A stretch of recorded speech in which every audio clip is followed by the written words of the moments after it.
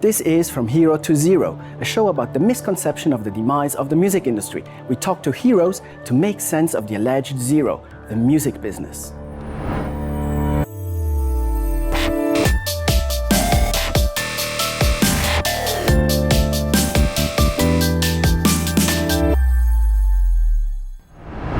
Hey AK, how are you? Good. Good to see you again. Yeah, it's nice to see you guys. Yeah. We met about a year ago when you were last time you played here in Switzerland and talked about Flotsam Jetsam in general. Today you're back on a huge tour with Destruction, Nervosa and Enforcer and a new album, self-titled Flotsam Jetsam.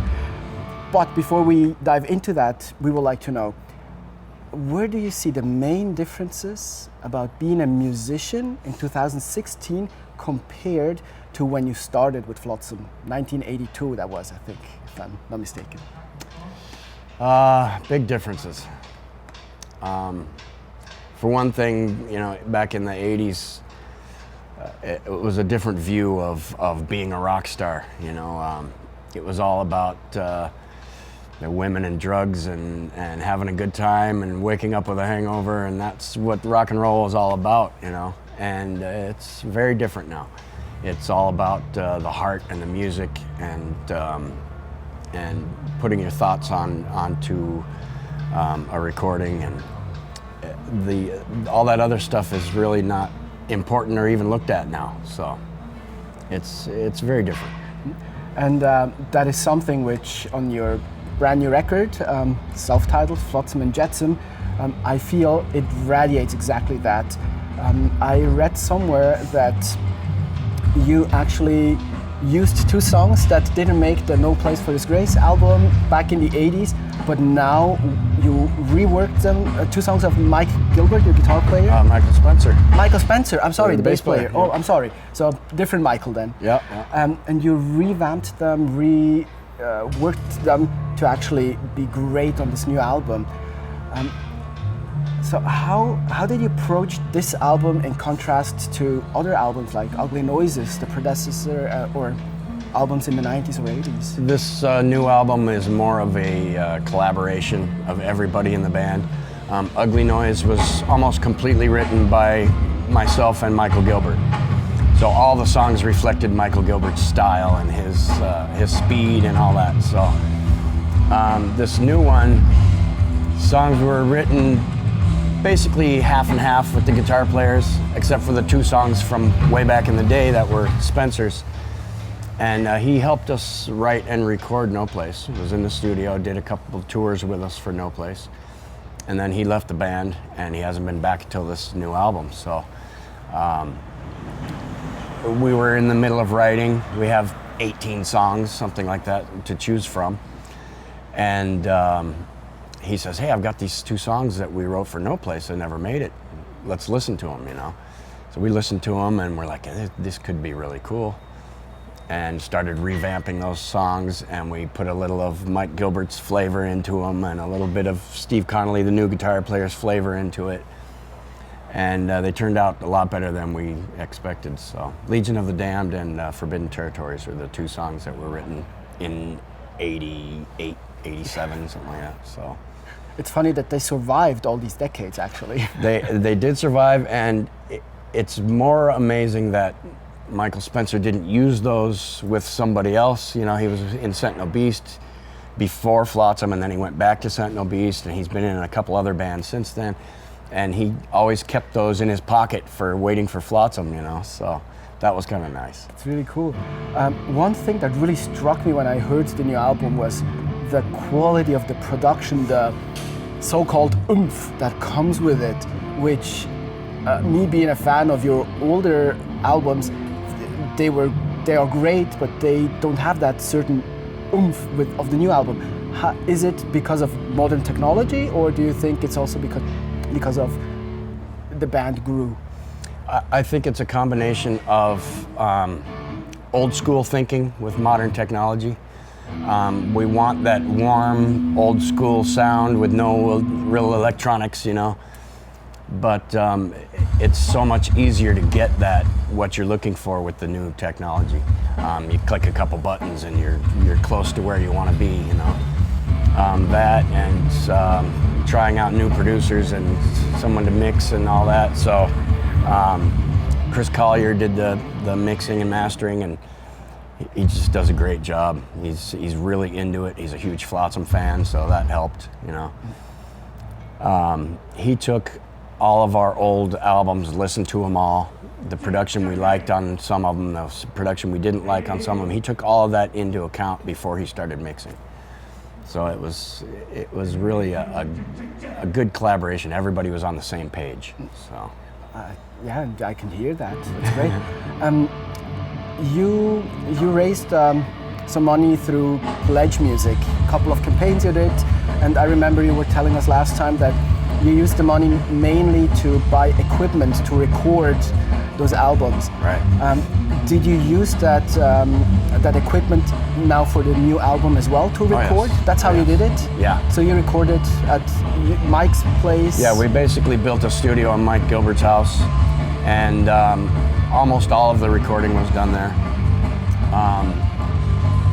Steve Connolly has almost the same setup as at his house, so he did some of the guitar work there.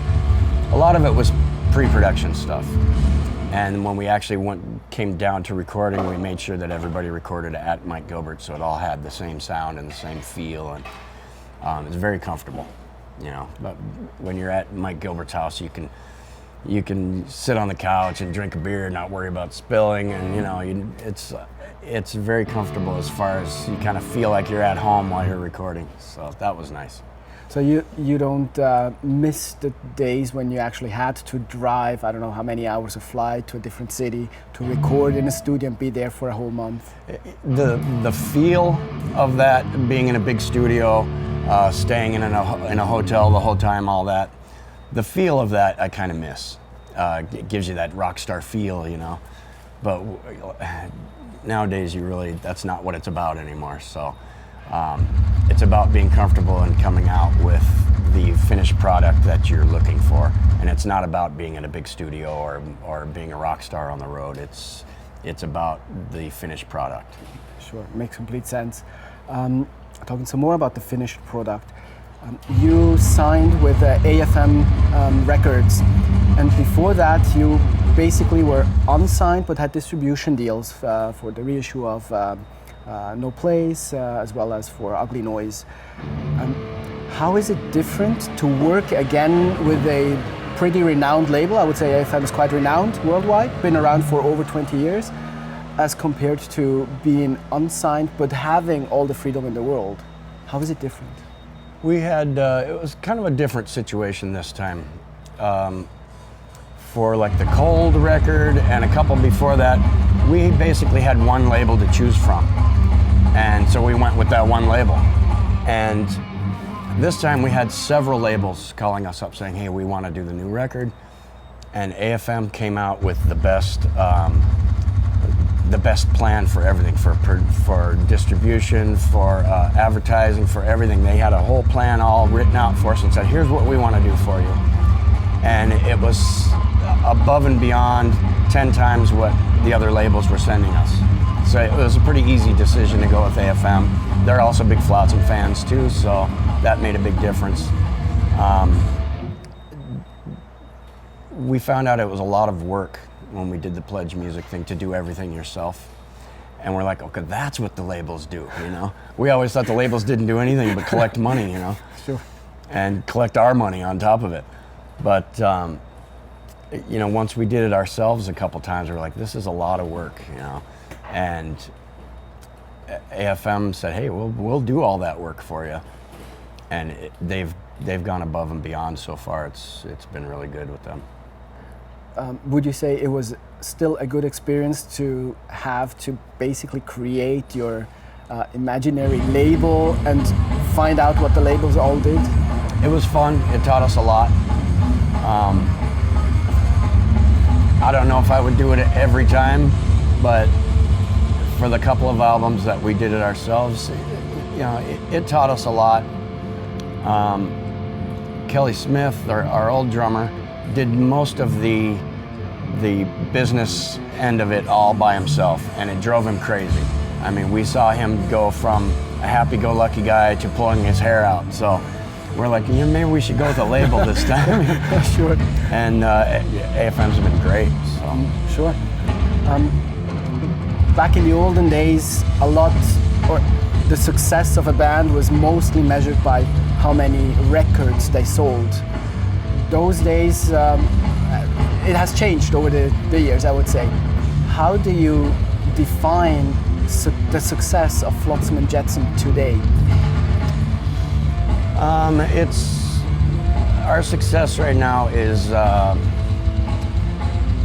it's on a climb, and we notice that by how many people show up at the shows, what kind of tours we're getting offered, what kind of guarantees we're getting offered, and by the reviews of the album, stuff like that.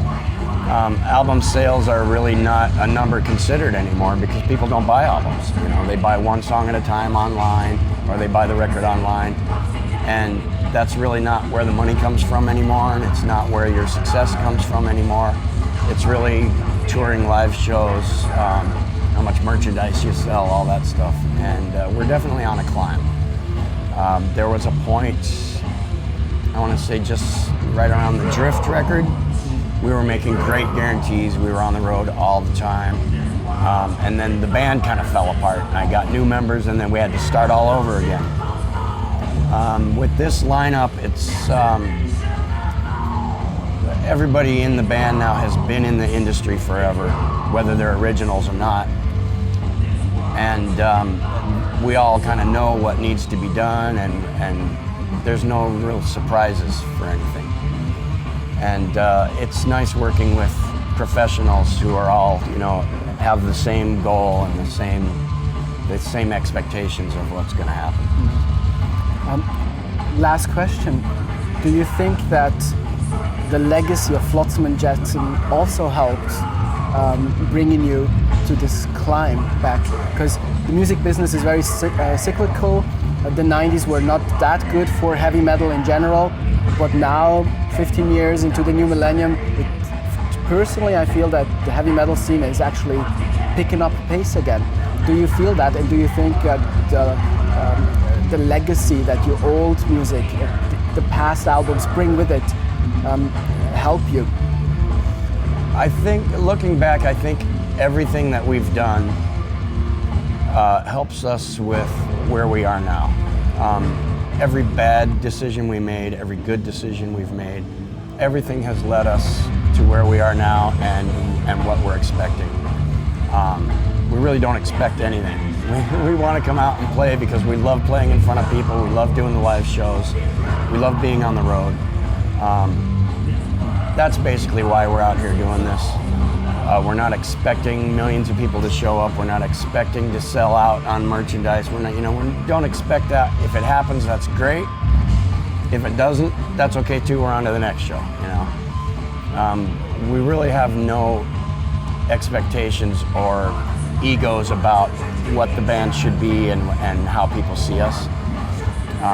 We're really out here for the love of the music and the love of touring and the love of our fans, and that's really what this is all about for us and why we're out here.